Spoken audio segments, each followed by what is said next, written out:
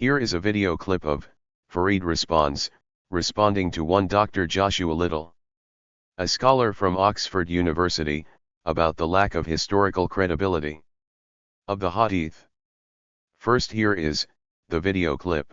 This is discussed in as well. Okay, so here's the thing, folks. Yes, contaminations can exist. You can influence someone to think in a specific way. People can be affected by what you've claimed to see in regards to a specific event. It's possible. It's possible. But is this something that's specific to hadith? No. This is something that can be applied to all history. So it seems like Joshua's issue is with history. It's with testimony in general. It's not just with hadith. It's with everyone. So contaminations, yes, they exist. Contaminations were caught out by the muhaddithin. Friggin' find someone in history who's done that, ya Joshua. Farid's response to Dr. Joshua Little is indeed extremely weak. Unlike Dr. Joshua Little, Farid is not a scholar of any standing at all. This argument applies to these guys as well: Mohammed Hijab, Ali Dawa, Hamza Zortzis, Asim al-Hakim, plus others. Farid says that the scholars have removed all the bad hadith from the Sahih collections, except for the following. 1. Sahih Bukhari number 3404 says, "One day, Moses went to take a bath, and took off his clothes, placing them on a stone, but the stone ran away with his clothes. Moses then chased after the stone, shouting, 'My clothes, O stone! My clothes, O stone!' Could it be possible that the stone ran to the house of someone's ancestors? And hence they all got stoned and began growing their beards and hair?" 2. Sahih Bukhari, Volume 3, Book 39, number 517. Narrated Abu Huraira, the Prophet said, while a man was riding a cow, it turned towards him and said, "I have not been created for this purpose." The Prophet added, "I, Abu Bakr and Umar, believe in the story." The Prophet went on, "A wolf caught a sheep, and when the shepherd chased it, the wolf said, 'Who will be its guardian, on the day of wild beasts, when there will be no shepherd for it, except me?'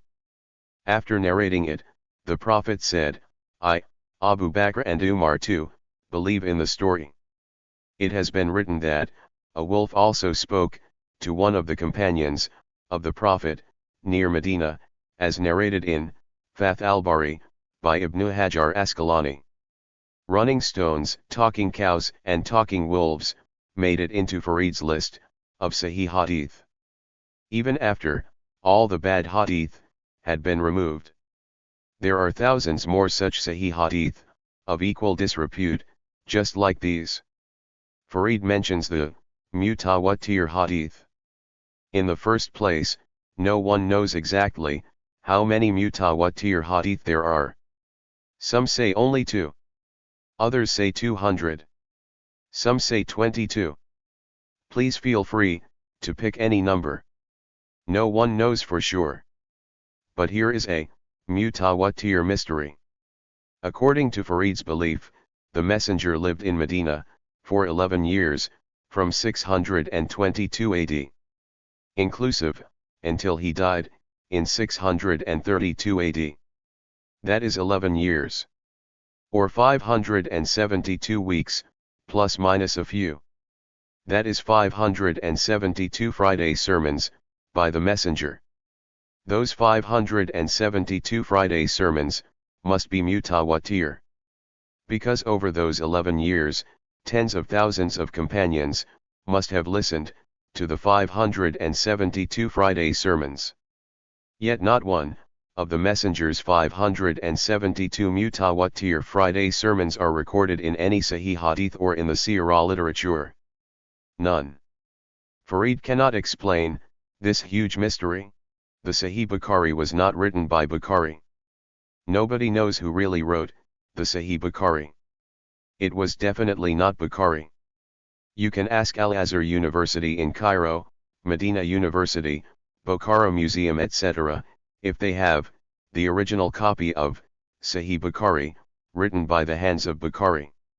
There is no such thing. There were no original copies of Sahih Bukhari anywhere in the world. When Bukhari died, in 870 AD, or 240 Hijra, he did not write a single book with his own hands. None. The Sahih Bukhari that you read today was compiled after 1400 AD, which is 650 years after Bukhari died. It was compiled by Ibn Hajar in Cairo in the 1400s. So you must ask Ibn Hajar where and how he got the Sahih Bukhari 650 years after Bukhari had died. This is where the story starts going all over the place. Names like Firabri, Sarkasi, Dawoodi etc. pop up. Just meaningless names, which no one can vouch for, or guarantee their authenticity. Stones that could run, cows that could talk, wolves being philosophical, were all part of these fabrications.